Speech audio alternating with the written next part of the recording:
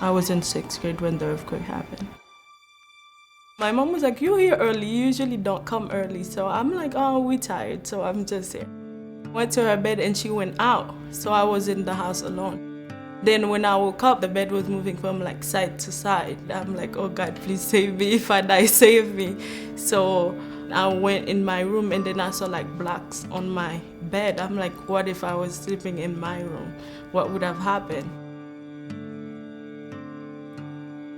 Since we couldn't go back into our house, we spent like 3 days straight on the street without taking a shower. It was horrible. There was dead people everywhere. So that was crazy. It was really chaotic. People were fighting and they had thieves going at night, taking people's stuff. And even at night when I would sleep, like I would dream of dead people. I would feel myself shaking. I'm like, oh my gosh, an earthquake again. But there was no earthquake, it was just me shaking. After the earthquake, I didn't go back to school. So my dad filed for me to come to New York. I was sad because I was leaving my mom and I was really attached to my baby brother. I had just turned 13 when I moved here, so I was in 7th grade and I did not speak English at all. And it was really difficult because I didn't understand anything the teachers were saying. I got bullied at school because of that.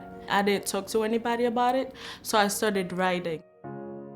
And that's how I started reading and writing poems at night. So I learned English in like 6 months.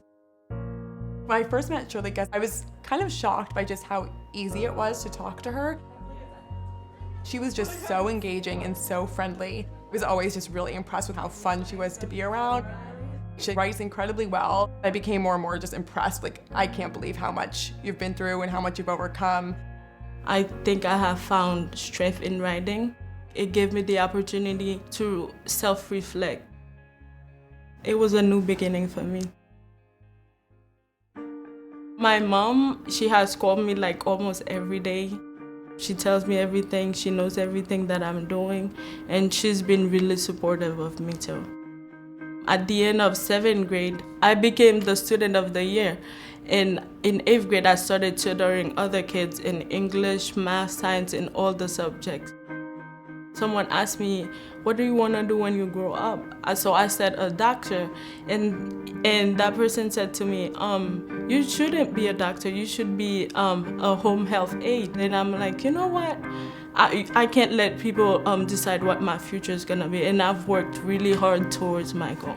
I had an internship at my manager's hospital. I would go into the OR and watch ongoing surgeries. It was amazing, and it has inspired me to become an orthopedic surgeon. So I'm applying to college and then take the MCAT, go to med school to become what I really want to be. I can very much see her being an orthopedic surgeon and simultaneously having books of published poetry and a memoir and going around and like speaking to schools. She will be a writer forever. When I become an orthopedic surgeon, I would really want to work in the United States, but I also want to go into like poor countries and help other people also.